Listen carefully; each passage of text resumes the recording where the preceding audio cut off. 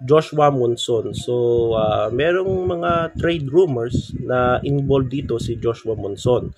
So, ilang araw or ilang buwan ko na naririnig yung name ni Joshua Monson na isa sa mga itik trade, no? So, itong si Monson na nasa Titan Ultra na dating Northport ay in 8 games, di ako nagkakamali, no? Nag-average siya ng 20 points, 4 rebounds at 4 assists. So sa ngayon yung PBA ay nasa break ngayon, no? Dahil sa Gilas Pilipinas, no? So binigyang daan muna yung ating Gilas Pilipinas at magbabalik sila I think December, no? Yung magre-resume yung kanilang Philippine Cup elimination round. So itong si Monson nag-average ng 20 points, 4 rebounds at 4 assists.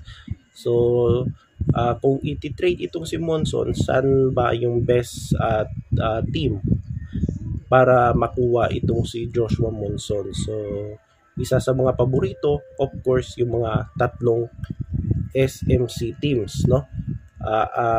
Ginebra, San Miguel at Magnolia.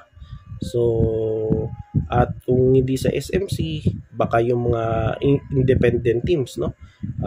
Kagaya ng Rain or Shine. So baka mag-iinteresado din ito kay Joshua Monson. Kasi bakit siguro na kailangan nila yung mga katulad ni Joshua Monson, dahil naghahabol sila sa pwestuhan dahil malapit na yung playoffs ng Philippine Cup.